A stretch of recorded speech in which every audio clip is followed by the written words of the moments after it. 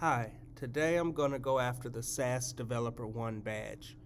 What I'm about to show you is how to understand what SASS does for you, differentiate between CSS and SASS syntax, install SASS in a website project, modularize and reuse CSS, how to use variables and reuse constants like colors and fonts, and last, to use mixins to build groups of CSS declarations for reuse. SASS does for us. And basically, SASS just stands for Syntactically Awesome Style Sheets, and it's an extension of CSS that helps us style in HTML in a more user-friendly kind of way. SASS allows us to use variables, nested rules, mixins, inline imports, and all these things help us to keep everything more organized and to create our style sheets in a much faster way. So when we differentiate between SASS and CSS syntax, one of the main ways that we can do that is when we define a variable, we can use the $ here. So anytime that we want to define a variable of a color, for example, if we have the hex code here that represents purple, white, lime green, and red, instead of having to enter those pesky hex codes over and over and over, you can define the variable just by giving it a name. So here purple is color, text color for white, paragraph or paragraph color for lime, and danger for red. So that anytime that you have um, if if you have an element down here and you want to uh, identify that variable like with the color, you could just call it back that way. So instead of just putting color white or just the hex code white and having to do that every other time for an element, you could just put it color, text color with the $ there. That's one way that it's different from CSS. So if we go to our sample CSS here, it still has the hex codes. There we have our lime green for our paragraph color for our p tag. Another example would be, so let's say for example I have a heading, a h1 tag here. So let me go here and here. Okay, so my h1 tag says SASS is fun. All right, so when I go back here to our SASS file, we've got display flex, justify content in the center. So that's a simple way, a much simple way of styling our h1 tag. It automatically compiles it in CSS, but it's in a way more complex uh, form of code. So here we've got all of this here, and instead of having to type this all out, you could do it in a much simpler fashion using SASS. Okay, so here you'll see where I've used SASS in order to create a website. I've installed SASS for this website project already. And what we can do is go take a look at the code here. So for this website, like I said, SASS has already been installed, the compiler, and you'll notice it here at the bottom. And it's already turned on, so it's already watching. But if you notice on the sidebar here, we have SASS sheet for colors. Here we've got one for the nav bar. We've got a SASS sheet for media queries and its corresponding CSS and CSS map. Then we also have the style sheet for SASS, the SASS style sheet, and this one corresponds to the style CSS. So everything that's entered here is compiled into this style sheet here automatically. Same thing with our media queries. Automatically it's, well, nothing's to style there in that CSS, but these were automatically generated by the compiler. With the nav bar, basically we're just importing the colors and media queries there, and we are bringing them back into when we do our @include and our @extend. One other important thing to mention is that we have hero as our div class, but hero is actually what's called our block name, and it's separated by double underscores here. And then we have our element, which is named container, and then it's separated by a double hyphen, um, which would be our modifier, and our modifier here would be left. So we have the block name, double underscore, element, double hyphen, modifier. And that's something that you'll see repeated um, as we use our modularization. So we've got hero container left, hero container button, there's a hero container right, and there's a hero container image. So when we go to our style sheet for CSS, those things are mentioned, but they're nested under our block name hero, and we have it.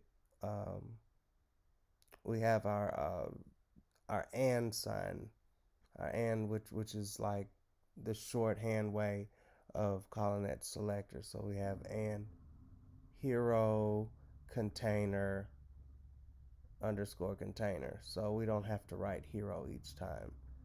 Same thing here, hero container left. You don't have to type out hero container left, but it's understood that that's our element class there. You can just do the and double hyphen left. And it continues each one. All of these are nested inside of hero, so you don't have to type it out each time. And this is our index file. So with our index.html, the main thing that's used here is the nav bar. Okay, so every time, the good thing about SASS is that instead of having to identify nav bar, nav bar, nav bar each time, is on our style sheet for SCSS. What we can do is, for example, I have a hero section, all right, and it's .hero. And just looking at each part of the website, hero container left would be everything on the left hand side of the website. We have our H1 and our H2 tags. We also have our hero container left with a button, and we have the hero container right, and we have the image there. Everything concerning the nav bar, of course, is located on our navigation bar up at the top, and there's a nav bar button as well that links to our registration page. Instead of doing hero underscore container, as you see here, you can just do the SAS ampersand sign, the and sign underscore, and it automatically understands that you're talking about the hero selector there. Same thing with hero left or hero container left. Instead of having to type all of that out every time, you can just do the and sign dash dash left, and it understands it. That's still talking about this same hero element, hero container left, but you can just shorthand it and dash dash left. And basically all this is we're nesting.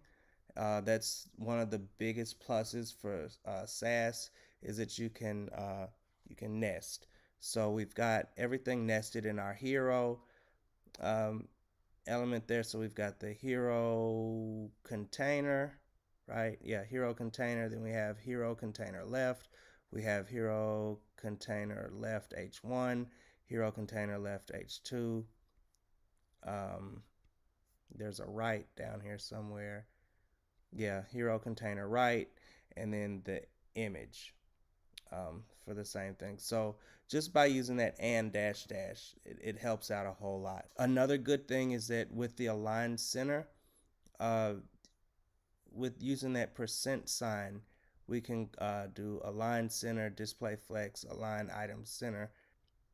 If we want to apply this this global syntax here, we can just all we have to do is do the at extend and just put align center, and it will automatically know for this. Well, this is navbar underscore logo. It just automatically knows to incorporate the align center, flex display, center align items here. And I didn't have to type all that out. I just had to type at extend percent align center.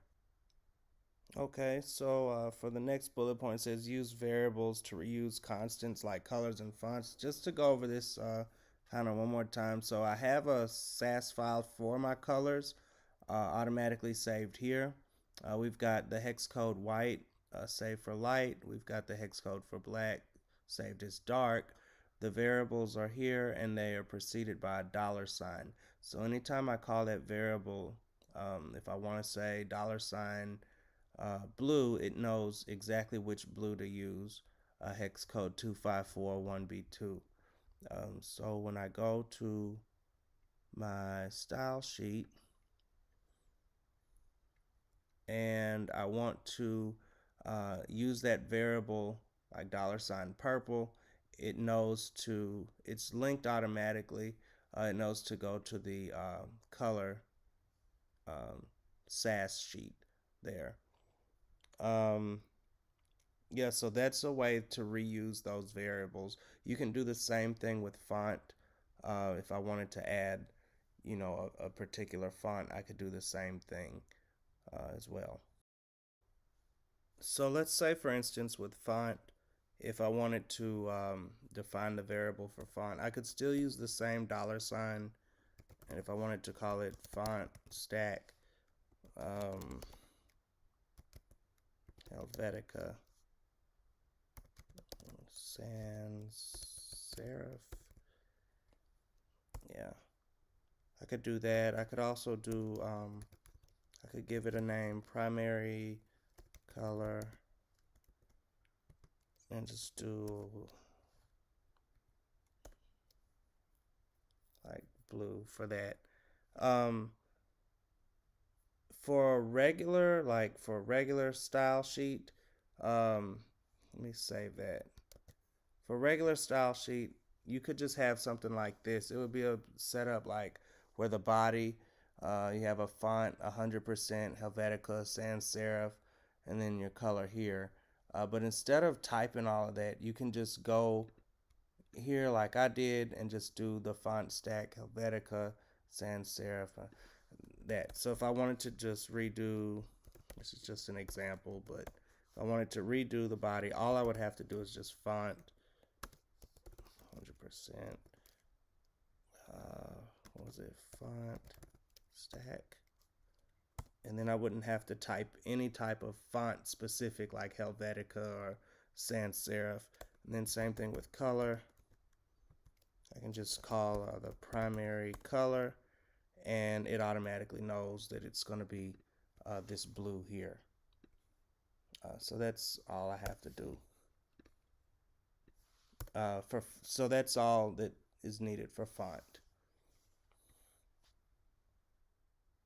Okay, so in order to use mixins to build groups of CSS declarations for reuse, you can just use the @mixin syntax. And for this example, I used to create a more responsive website. I have my @mixin.